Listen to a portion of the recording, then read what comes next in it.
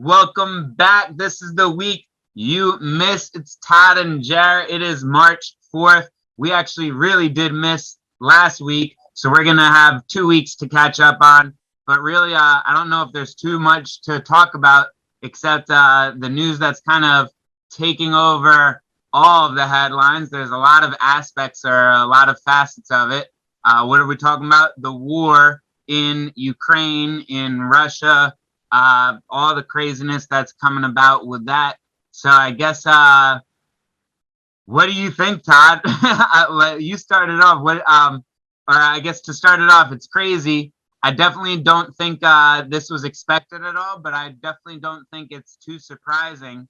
I think it's a little worrisome, or a lot worrisome, and I think we're still at a point where there's 100 different possibilities of what happens, which is I think what's keeping me so anxious. I feel like we could very easily have this end in a day or two and it feel like it never happened, or it could very well escalate and be something that happens for the next 10 years to come, and everything in between. So what are you kind of thinking? Well, your statement just there about like you feel like this could end and it would be like nothing ever happened. Like I hate to say it, but that is firmly off the table, I think. I don't think there's, at this point, if Putin literally just was like, our bad, and removed everyone and gave back the two regions and we're like, let's do a mulligan, like, didn't mean to do that. Like, the world's not going to forget. He's killed too many people. He's destroyed too much stuff in Ukraine. And like, that's what I think is the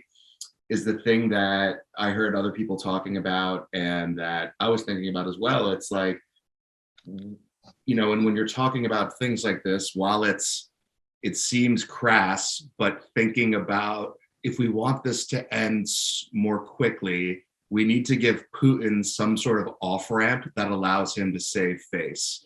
Now, I know that talking about, making a way for the aggressor to save face seems a little ridiculous, but like if we're looking at this from the end goal of saying we want to stop people dying in Ukraine and we want to wind this war down, unless there's going to be a decisive victory one way or the other, you need to provide a path where at least both parties will be happy about some parts of it and probably not happy about a lot of it. And I think it seems like Ukraine wants to have discussions. They keep on saying, let's talk, let's talk. It seems like Russia doesn't even really want to talk right now. No, because you know what, I think they don't need to. And I think that's the other part. And I think, we can get into it a little bit, but I think people in the West and on social media and what I've been seeing on like Reddit and I assume on Facebook, although I don't go on there much, is, everyone's talking about how Ukraine's doing such a good job of like fighting back and holding back the Russians and that the Russians are doing terribly and all this. And like, I think that people don't have enough of a historical understanding of like war in general or actually what is happening here. There is basically no way that Ukraine wins this war on its own. It like we can send them all the anti-tank missiles we want. We can send them all the, we could even maybe send them fighter jets, but like Russia has like a 2 million person army and Putin would gladly grind half of those people into dust in order to meet his gains. Like, I think it's no one will win this war, because I don't think anyone ever wins a war. There's just losers and bigger losers. So I feel like I agree Ukraine won't won't win the war, but I do think it's possible that they don't lose the war, or are the biggest loser of the war. I think it's definitely possible Russia is the biggest loser, but I don't know, it's confusing and there's so much misinformation. I'm confused and I don't know what's true or what's not or what to believe or what's like real, because in my head, Russia has nuclear capabilities. So like that alone makes them pretty powerful. And then they have a large army, makes them pretty powerful. And then they supply a lot of energy, which makes them powerful. And people seem to keep on saying like, oh, their economy is so weak. They barely have a GDP. Does that matter? I don't know. And then it keeps on going back. I keep going back and forth to it. Like, if you go to Reddit or if you go to Twitter or you go to Facebook or you go to Instagram or you go to CNN or you go to Fox News, you can get a million different angles of this war. Sometimes it sounds like Russia's obliterating Ukraine. Sometimes it sounds like Ukraine is obliterating Russia. Sometimes it sounds like a stalemate. Sometimes it sounds like you don't even know. And like sometimes you know it's propaganda. Sometimes you believe the source, but you're not really sure. It's really hard to decipher everything. Well, look, and I think, yes, and I think, again, this sort of goes back to what I said about, I feel like people not having historical context or understanding of like how conflicts work, because I think a lot of criticism has been, or a lot of things like targeted at Russia is like, look at this, they're sending the people, the troops they're sending are these basically child soldiers, you know, they're barely adults. They didn't know they were going to war. Like there's all this sort of fog of war happening. And again, I think you raise a really good point about like, you know, what is it, misinformation, what is disinformation? I think because of COVID, we've all been hyper focused, and because of Trump, on this idea of disinformation and misinformation. But, you know, what you need to realize is like a lot of the stuff we're seeing now is propaganda from the Ukraine. And I'm not saying that in a bad way. I'm saying that in a good way, because a propaganda war is an integral part of any war you're fighting. And now with the internet and with social media, like, we have the ability to engage and use propaganda in a much more effective way. And like, look, I don't care if Ukraine is tweaking and massaging the truth and creating sort of fictional stories that are inspired by truth in order to make it look like they're doing better than they are, or in order to create stories that the Ukrainian people can rally around. Like that's what they should be doing.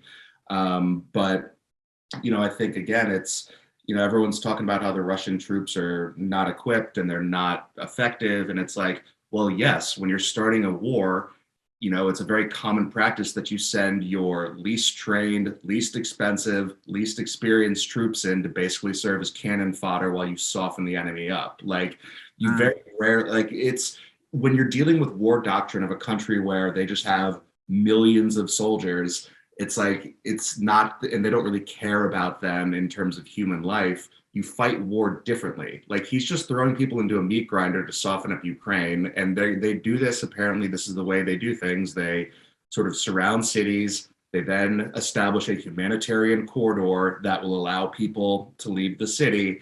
And then basically after a period of time, it's basically like, okay, well, anyone left in this city, we are considering an enemy combatant or, you know, a soldier, and like time to fight. And then basically they just start shelling the shit out of the city or launching a bunch of missiles at it, and then it's a meat grinder. And you know, I think. So how far away do you think we are from that? Well, there's already, I saw a headline the other day about they're starting to talk about the details of setting up civilian humanitarian corridors. So I think we're closing in on it. You know, I think what I've been seeing is that everyone is basically saying that within the next week or two, we're going to start seeing stuff that makes the last week or two look like absolute child's play. Yeah, that's what I keep on feeling. And I think that, you know, everyone, it's funny because like there was this, I don't know, it sort of went viral before its cringiness, this like woman celebrity talking about like, if I was your mother, Putin, you would have been surrounded by love and you wouldn't have done this and da da da da da. And like, I think people just don't understand, like people are trying to like project that, you know, like in average human decency onto Putin and be like, well, how could anyone do this to their own country? How could anyone send all these soldiers to die? And it's like, yeah, that's right. He's a madman. He's crazy. He's a KGB guy who has wanted to reconstitute the Soviet Union. I don't know if you remember this. The Soviet Union really didn't give a shit about its own people. They cared about power, expansion, and like, well, again, power. So like, this is a completely rational thing for Putin to do. And I don't use rational to mean good. I mean rational in the sense of his goal has always been to expand Russia and to reconstitute a form of the Soviet Union. This is a completely reasonable choice to make if that is your goal. And I think that people just can't understand, like, you know, what's happening here. And, you know, Jeremy, the thing to me that should be that is one of the most scary is the casual nature at which people throw around ideas that basically would start World War III. Like, oh, let's just set up a no-fly zone. Okay, you know what a no-fly zone means? It means you shoot down planes. In active war. Yeah, that's been I mean, I'll admit too, I feel like I don't really understand a lot of stuff, and I guess like I probably comment on things where there's people who are very knowledgeable and in the know in politics who are like, nah, this guy doesn't understand the complexities, blah, blah, blah. But with that being said, I can't help but feel like I see a lot of people posting on Facebook or commenting, even on the news, like people that I used to think were like super smart. And maybe they are still super smart and they know what they're saying isn't like really true. They're just saying it because for optics or it's what people want to see. But there's a lot of people commenting on things that make it seem like this is a very like simple conflict. And it's like, it's super complex. It's been going on for more or less 100 years. Like this isn't new. It's really been going on for the last 8 years.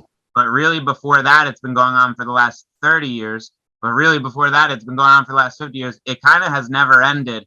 And Yep. there's a lot of angles that are involved. Like, Ukraine doesn't deserve this at all. But there are some things that Ukraine did that probably weren't the most moral or political moves. And there's things the USA did, and there's things the CIA did, and there's things Russia did.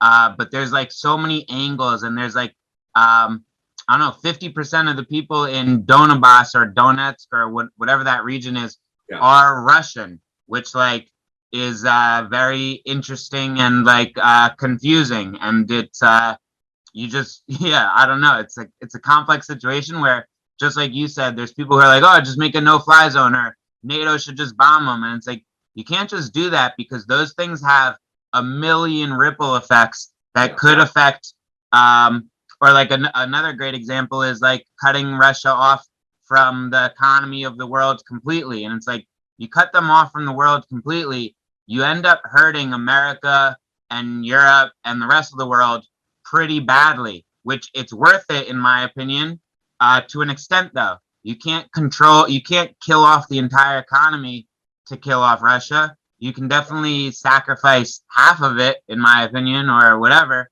But yeah, it's very complex, and there's a lot of people who are just like commenting, crazy stuff that like really could escalate this thing.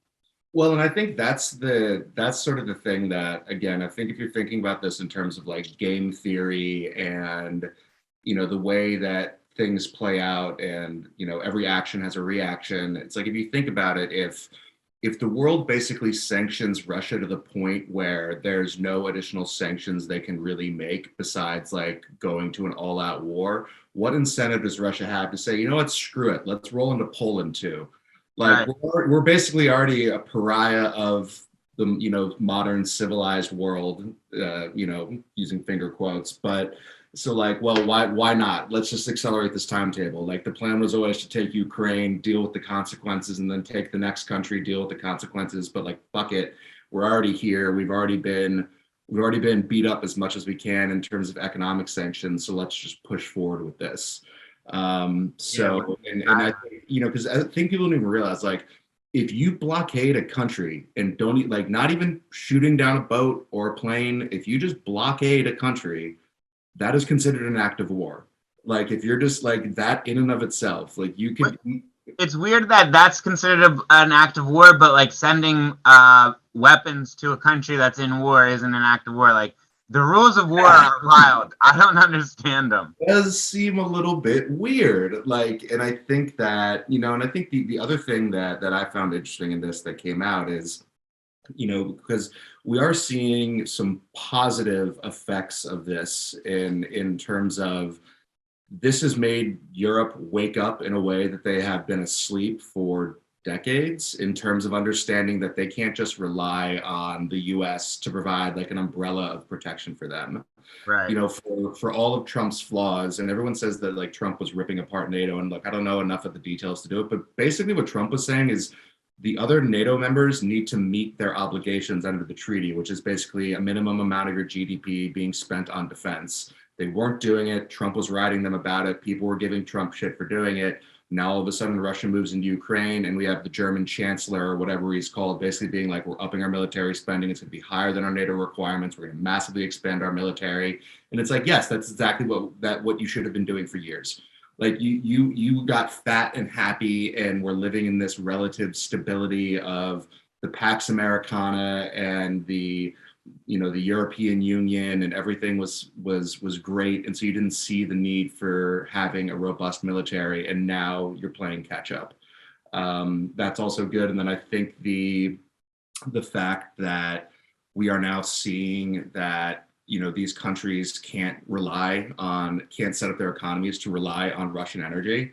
And so now you've got Germany coming forward and saying, well, I guess we're not going to decommission a bunch of these nuclear power plants, and we're going to do things that will allow us to not rely on Russian energy. And the story that I read, and I do not know how like vetted it is or how proven it is, but it's actually really interesting that Russia for years, possibly over a decade, had spent money funding environmentalist movements within the European Union that would basically shut down European production of oil, gas, coal, fighting against nuclear, all with the goal of making Europe dependent on imported energy. And it That's worked, interesting. I mean, really well. I feel like I go back and another thing I go back and forth on is like how well planned Putin is and how much of this was like calculated. Because like part of me thinks like a lot of this was thought out 10, 20, 30 years ago as like it's all been playing out.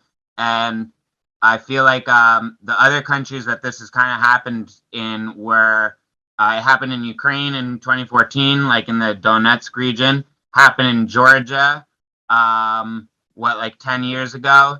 It also happened in, I'm blanking, in another region. And in all of those regions, though, what happened before Russia kind of went in is there started to be some like infighting and like kind of like civil war or civil unrest between different groups of people. And part of me started thinking like, hey, was that calculated by Putin years before that, starting to like put in misinformation and getting people all riled up so that he could kind of see some unrest and then like move in. And then it makes me think that, hey, there's a large portion of people in America who aren't really supporting Putin, but they're definitely not like upset at what he's doing right now. And it makes me think, hey, is that part of Putin's plan too? Like he kind of planted this mistrust and misinformation of the government and of the media in America. Like, I don't think he colluded with Trump, but we know that he was involved in the election of 2016. And we know that he has Russian bot farms on Facebook, definitely spreading misinformation and all these everything online to a bunch of willingly listening or believing Americans. So it's like, is he doing this also from 10 years ago that's influencing how we're kind of treating this war? And are a lot of people not as upset at him because he planted this so far in advance? Is I don't know. It's wild to think. And like, part of me thinks, yeah, Putin, we've been saying it for the last 30 years that he's super smart, super calculated. All of a sudden people are like, no, he's dumb. He's sick. Like he might have brain cancer or whatever. And it's like, maybe that's true, but I still don't discount that a lot of this is planned and he does kind of know what he's doing. Yeah, no, and I think you're absolutely right. Like, and that's one of the things that I think the average person who's taking this in doesn't think on the same time scale that military leaders and political leaders in general think, and that I think Russia is an ancient culture. Like people don't understand this. Like they have a history that goes back hundreds and probably longer of years. Like these are people and their leaders that work on completely different timelines. Like I guarantee Putin was figuring out these moves and thinking about the future in like the late 90s, early 2000s. Like this is not something he just thought of recently to do. And this is a classic playbook. Look, this is exactly what, like, and not to use a Hitler comparison, but the actual, what Hitler did with like Alsace, Lorraine, the Sudetenland, these other regions. This is the way that this has happened in Europe and other areas where it's like oh, well, this region is actually German or this region is actually Russian. We just lost it because of some BS war. And now these people want to come back to us. They want to rejoin us. And look, there's actually fighting going on now between our Russian brethren and the locals from this country that have taken them over. So we're actually a peacekeeping force that is going to come into this region and protect our people that historically are being suppressed and oppressed and da da da da. And like, it's like, that's the thing. It's like, none of this is new. Like the fact that people are looking at this and being like, this is outrageous. It's like, this is completely expected. Like the level that, like, I think people were shocked that he's going after the whole of Ukraine instead of just like those sort of breakaway territories. Like that was definitely surprising. But the fact that he is making moves on Ukraine is not surprising in and of itself. It's, you know, the level of which he's going into it and the way he's doing it, I think it's a little bit surprising to many people, at least from what I've been reading, of the opinions of like professionals whose job it is to know about this stuff. But, you know, I think that it's, you know, and look, it's a region of the world where many people don't understand the history of it, but like, you know, and everyone talks about Russian meddling in the US elections, which they certainly did. They certainly had bot farms, they had social media posts, but like America really can't cast stones with regards to meddling in elections because like we have a rich documented history. And like when we meddle in elections, we don't do it by like setting up a couple hundred Facebook pages and doing bot farms. We do it by like going in, plowing money into people's funds, helping them create international agreements that make them look good, killing people. Like we meddle in elections. When we meddle, we get results. Like we don't leave it to chance that, oh, okay, we're gonna hope these bot farms convince enough people to vote one way. It's like, no, we're gonna go kill that guy. We're gonna make this guy look really good, or we're gonna expose some dirt on this opposition leader. Like and not to say that this justifies anything that, you know, Russia does or anyone does, because it's not right. But this idea that like we are talking about like we should meddling in elections is insane. Like that's crazy. No one should do that. It's like, okay, just completely disregard like all of documented history over the last 50 to 100 years. Like, or like what we did in Iraq. We just like invaded a country with really no reason. I mean, I don't really think that was much worse. But to close out, what do you think if you were president or you're in charge, what would you do right now, or what do you think is going to happen over the next like week or two, or next steps, any of that? I would blanket executive order, basically making sure that nuclear reactors within this country that were still safe were not going to be taken offline. I would reauthorize and expand domestic oil and gas production. I would say I'd lock it in for like a period of at least 10 years. I would let Europeans know that we'll sell them, you know, discounted below rate oil and or natural gas to help them ease the pain of weaning off of Russian supplies, as long as they, you know, made a pledge to ramp up their oil and natural gas production, and we could essentially subsidize our European allies while they got those things spun back up. And I would continue with the isolation of Russia. I sanction the shit out of them, make life for their people extremely uncomfortable, so that hopefully the people rise up. And because, you know, realistically, the fastest, cleanest way this ends is probably some sort of like, you know, coup or something in Russia. But at the same time, I even am scared to say that because God knows who could replace Putin. You know, like he could frankly be one of the reasonable ones in leadership, because it's like let's be real, like if Russia had some sort of like government revolt, it's very unlikely that the government will be like, okay, all the people now elect the Democrat leader that you want. No, it's going to be some general, or it's going to be some oligarch, or it's going to be someone who's like already near the seat of power, and they could be crazier than Putin. Who knows? We don't know. We have no idea. I think we need to rally together as the West or whomever is opposing them and figure out ways to say, okay, how do we make the economic impact on us as little as possible? And how do we set up a long-term strategy to be able to isolate Russia? And like, if they want to be their own little dictatorial state, that's on them. Look, we act like Russia is this evil force that has to be stopped while completely ignoring like North Korea, China, Saudi Arabia, Yemen, Syria, Egypt, all these other very oppressive governments that are, and like, I get it, they're not necessarily engaging in aggressive, wars of aggression on their neighbors, but they're terrible places, and we do business with them and we let them exist. Yep. So, that's just the way the world works. I don't know. What about you? What do you think would be the way forward? This is my prediction. I don't know if it's the way forward, but I think Putin's gonna get COVID and die, and then it's gonna just end instantly, and everyone's gonna be like, "Wait, what just happened? That was crazy." And yeah, I don't know, but I'm hoping optimistic. I'm hoping that happens. I have no idea. I feel like yeah, I have no idea. I feel like we're not too decisive yet, which I don't think is the best. I think we need to like be a little bit more sturdy, or like known with what we're gonna do at certain points. But at this point, I think like I agree with you, kind of just like heavy on the sanctions.